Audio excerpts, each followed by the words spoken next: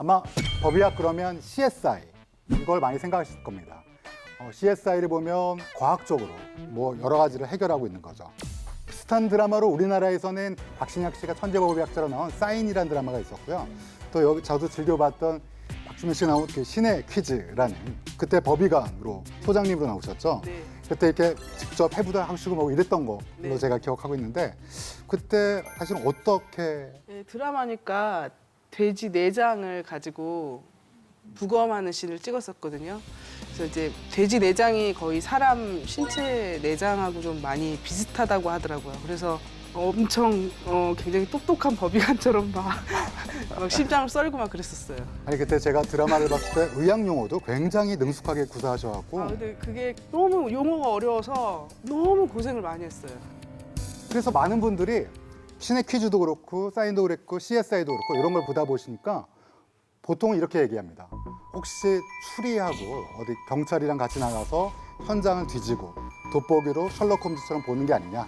그래서 가끔은 이 사건에선 범인이 누구냐 이런 것들을 굉장히 저한테 물어봐요. 근데 사실은 제가 아까 법의학이란 무엇이냐고 우리 중심철수께서 저한테 물으셨는데 그때 대답해 드렸듯이 법률의 시행에 있어서 저희가 도움을 드리는 거지 직접 저희가 뭐 현장에 나가서 물론 가끔은 현장에 나갑니다. 시신을 어떤 상태인지 모르고 시신에 대해서 조언을 드리기 위해서 나가고 시체 감정서와 또는 뭐 사망진단서 쓰기 위해 나가긴 하지만 직접 수사를 하는 건 아니라는 거. 그래서 많은 사람들이 이런 생각을 합니다. 법의학은 타살만 하는 거 아니냐고. 우리나라 인구가 얼마나 되죠? 5천만. 네, 5천만이 좀 넘습니다. 1년에 몇 명이나 사망하실 것 같나요? 1년에 한 27만 명에서 28만 명이 사망합니다. 물론 태어나는 건 그것보다 많아요, 아직은. 저출산이지만 아직까지는 우리나라가 출산이 사망자보다 많은데 근데 그중에 타살 사건은 얼마나 될까요? 3만 명? 28만 명 중에 3만 명이 타살이면 아마 그 엘살바도르나 아니면 베네수엘라를 훌쩍 뛰어넘는 거 그렇게 많지는 않고요. 500명이 안 됩니다. 네, 그러니까 많았던 해는 500명이 살짝 넘었는데 2016년도 기준으로는 500명이 안 됩니다. 그러니까 우리나라 인구가 5천만 명으로 계산하면 사실은 5,100만 명이 조금 넘었지만 5천만 명으로 계산하면 1년에 10만 명당 한 명이 안 돼요. 0.7에서 0.9를 왔다 갔다 합니다. 그러니까 생각보다는 우리나라가 굉장히 안전한 나라예요. 비교하고 싶은 나라 혹시 있으신가요? 미국 한번 비교해 볼까요? 미국은 꼭 비교해 보고 싶잖아요, 항상. 선진국이니까. 그러면 얼마나 될까요? 뭐 미국도 연마다 바뀝니다. 인구가 훨씬 많으니까 우리보다는 살인 사건이 많겠죠. 10만 명당 한 4명 정도 됩니다. 3.5, 4명. 비율로 보면 우리가 4분의 1이나 훨씬 적은 거죠. 그 다음에 또 비교하고 싶은 나라 있으신가요? 영원한 숙적. 일본? 네, 일본. 근데 일본 우리보다는 좀 낮아요. 그러니까 일본도 0점대고 일본, 대만, 극동아시아 쪽에 나라들이 좀 안전하고요. 그 다음에 저기 여러분 뭐 북유럽 이런 쪽이 좀 안전합니다. 근데 이제 조금 혼란스러운 나라는 중남미가 굉장히 좀 위험합니다. 특히 중미 지역이 제가 아까 말씀드린 베네수엘라라든지 뭐 엘살바도르, 온두라스 이런 나라들은 10만 명당 40명, 50명 이렇게 됩니다. 우리나라는 10만 명당 한 명이 안 되는데 1년에 생각보다 굉장히 문제가 있죠. 아까 말씀드렸다시피 법의학자가 몇 명이라고요, 우리나라에? 50명. 50명쯤 됩니다. 그건 이제 은퇴하신 분들 빼고 50명쯤 되는 거예요. 그러면 살인사건은 1년에 500건이라고 치면 한 사람당 몇 건만 하면 돼요? 10건. 10건. 그럼 10건만 하고 놀까요? 그렇지 않습니다. 제가 작년에 한 200건을 좀 넘게 부검을 했습니다. 근데 제가 한 사건 중에 물론 살인사건도 있었지만 대부분 어떤 사건이냐? 원인을 알 수 없는 죽음 더하기 자살건이 많습니다. 아니 자살을 왜 부검하냐 그런데 진짜 자살인지 아닌지는 사실은 알기가 좀 어렵지 않겠습니까? 그러니까 사인을 명확히 해주는 국가 서비스의 마지막은 이 사람이 왜 죽었는지 알고 이 사람의 사망 원인을 정확히 판단해서 살아있는 사람한테 적용을 하는 겁니다. 어떻게 적용을 할까요? 만약에 암으로 돌아가신 분이 많으면 우리의 한정된 세금을 어디다 써야겠어요? 암 예방이라든지 암 치료를 위해서 써야 되고 만약에 우리나라가 치안이 불안하다, 타살이 많다, 그렇지 않다고 말씀드렸지만 그렇다면 치안 쪽에 좀 더 많은 투자를 해야 되고 뭐 이런 자원의 재분배가 이루어져야 되기 때문에 개인적으로나 국가적으로 중요한 문제입니다. 그래서 그런 사건 하나 소개시켜 드리도록 하겠습니다. 이 사건은 꽤 유명한 사건입니다. 사립대학교 병원에 소아청소년과 전공의를 하던 분이 있었는데 그분이 이제 결혼을 해갖고 아내가 만삭이었어요. 근데 그 해에 마침 전문의 시험이 너무 어려웠어요. 보통은 전문의 시험은 90% 이상을 목표로 합니다. 왜냐하면 전문의가 부족하면 문제가 됩니다. 곳곳에 전문의들이 필요하기 때문에. 그래서 합격률이 한 90% 정도 돼요. 근데 그 해 마침 시험이 너무 어려웠던 거예요. 그러니까 50%로 떨어졌어요. 그러다 보니까 만삭인 아내분과 사이가 좀 안 좋아졌었어요. 부부싸움을 하고 또 남편분이 지나치게 게임을 좀 좋아했다고 합니다. 그러니까 밤새도록 게임을 하고 아내분이랑 다툼이 있었다라는 주변 진술이 있었습니다. 근데 어느 날 남편분이 공부하겠다라고 나섰는데 집에 돌아와 보니 저녁 때 아내분이 이런 자세로 돌아가신 거예요. 그래서 남편이 신고를 했죠. 부검이 시행되는데 그 부검 소견에서는 머리 뒤통수에 살짝 두피가 좀 찢어진 소견이 있고요. 목을 부검을 해봤는데 목에 출혈이 너무 심한 거예요. 살아있을 때 생긴. 그래서 당시 부검을 했던 국가수의 법의관이 손에 의한 목졸림에 의한 질식사로 판단을 했습니다. 그런데 경찰이 수사를 해보니까 그 집에 남편이 아침에 나가고 저녁에 돌아올 때까지 왕래한 흔적이 없었습니다. 근데 남편분의 몸을 검사를 해봤는데 손톱에 핥힌 자국이 있어요. 여자분의 손톱에는 남편의 피부 조직이 있고. 근데 결혼하신 분들은 알겠지만 등도 긁어주고 뭐 이렇게 싸우다가 핥히기도 하고 뭐 여러 가지 일이 있을 수 있죠. 그러니까 이건 뭐 남녀간에 있을 수 있다라고 남편분은 주장했고 누군가 들어왔거나 아니면 사고나 뭐 다른 이유일 거다라고 하면서 마이클 스벤슨이라는 국제적인 법의학자를 초빙했습니다. 남편 쪽에서. 이분은 어떻게 주장하셨냐면 아내분이 저렇게 누워 있는데 이게 아마도 호흡을 방해했을 거다. 만삭이니까. 그래서 체위성 질식사의 가능성을 주장했습니다. 그리고 자세가 저렇다 보니까 피가 몰려서 목에 출혈이 보인 거다라고 주장을 했어요. 그러니까 남편은 무죄다라고 주장한 거죠. 검찰 쪽에서는 이분은 사진이 조금 잘 못 나온 사진인데 제 스승님입니다. 지금은 은퇴하셨고요. 서울대학교 의과대학의 이윤성 교수님이란 분인데 당시에 이 두 분이 법정에서 12시간 동안 물론 이윤성 교수님이 다 하셨는데 그 자료를 뒤에서 준비한 건 누굴까요? 대답하지 않겠습니다. 아마 이윤성 교수님이 보고 계실 테니까.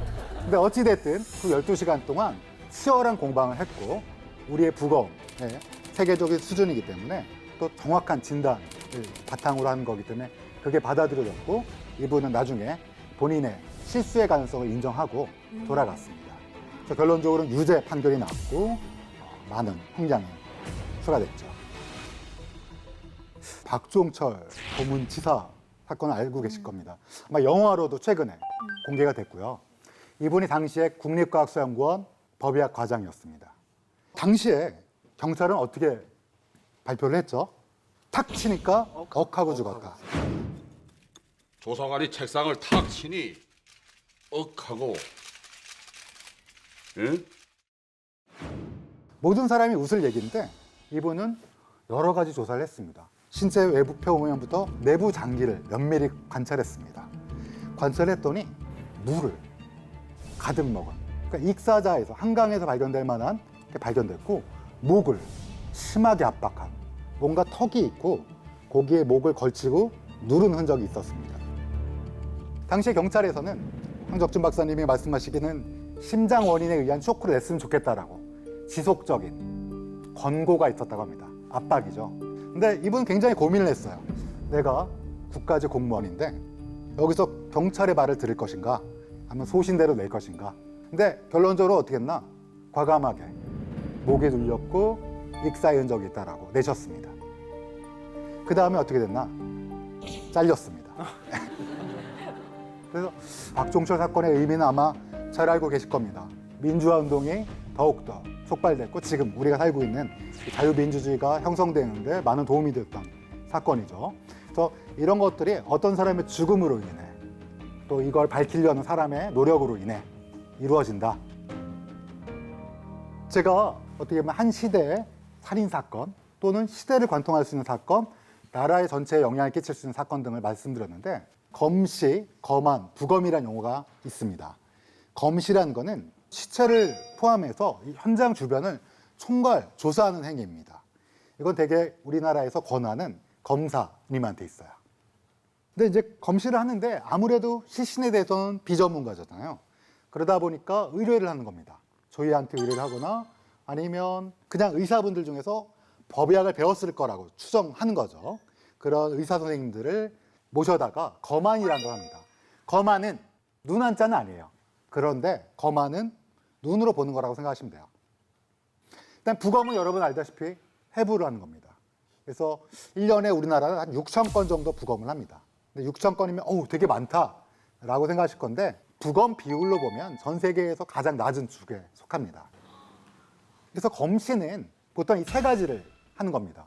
첫 번째, 누구일까? 여러분 혹시 CSI라는 미국 드라마 아시죠? 거기 오프닝 테마가 어떻게 시작하죠? Who are you? Who are you? 후 이렇게 시작하죠? 제가 노래 못 불러서 죄송합니다. 근데 이제 Who are you잖아요. 그게 그냥 만든 게 아니에요. 가장 중요한 거는 누구일까입니다. 우리나라는 지문이 발달돼 있어서 사실은 지문 때문에 알기 쉬운데 지문으로도 어려울 때는 뭘 하죠? 아마 여러분들은 다 알고 계실 것 같은데. 그렇습니다. 치아 그리고 유전자 검사를 합니다. 우리가 영어로 매스 디제스트라 부르는 대량 재난이 있거든요.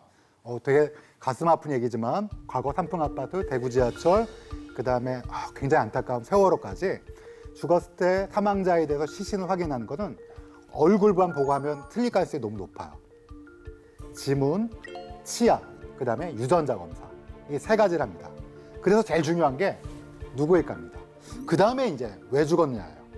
왜냐하면 왜 죽었냐에 따라서 어떻게 죽었냐가 달라질 수 있기 때문입니다.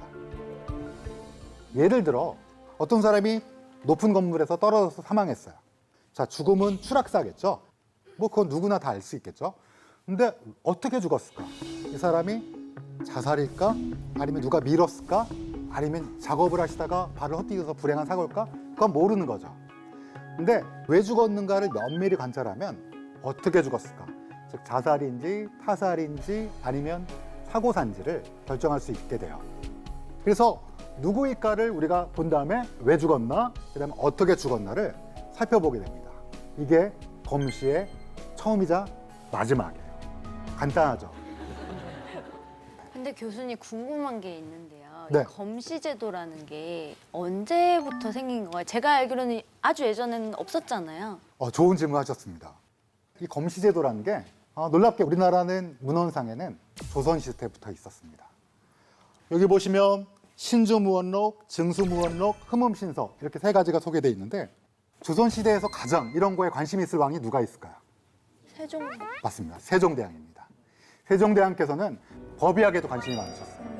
대단하신 왕이죠.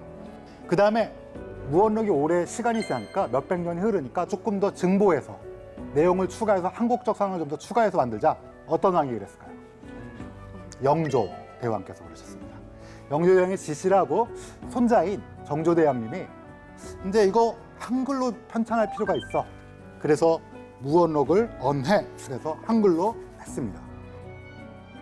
교수님, 그 책에는 그럼 혹시 어떤 사건에 대한 뭐 예시 같은 것들이 있나요? 네, 있습니다. 어떤 예를 들면 사건들이 있나요? 제가 방금 소개시켜드린 네. 무원록에는 아버지와 친자 간별을 하는 방법, 지금으로서는 약간 과학적으로 안 맞지만 그런 방법이 있고요.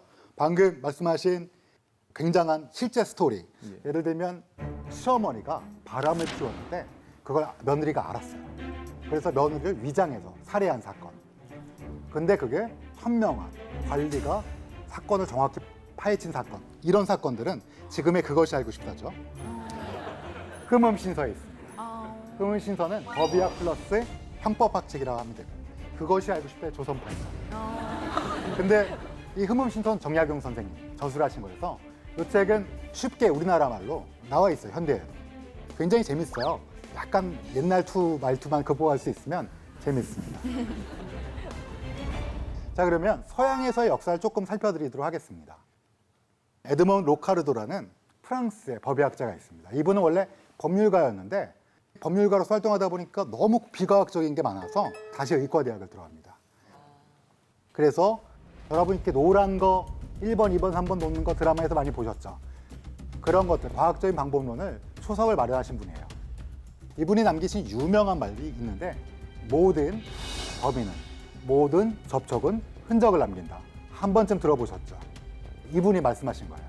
그래서 이분이 현대 법의학의 기초를 쌓으셨다고 보시면 됩니다. 법의학자들은 대부분 병리학자입니다. 병리학이 뭐냐면 병의 이치를 추구하는 학문이에요. 근데 여러분 내시경 같은 거 받아보신 적 있으시죠? 네. 그러면 선생님이 일주일 뒤에 검사 결과 나오면 아 양성입니다. 염증이 좀 심하시네요. 뭐 이런 얘기 들어보셨을 거예요.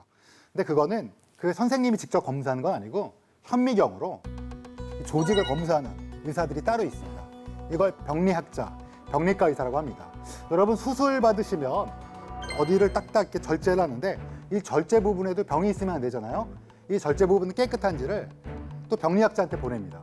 수술실 한켠 구석에서 병리학자는 현미경으로 보고 깨끗합니다. 그러면 외과 의사가 마음 놓고 딱 봉합을 하고 닫을 수 있는 거죠.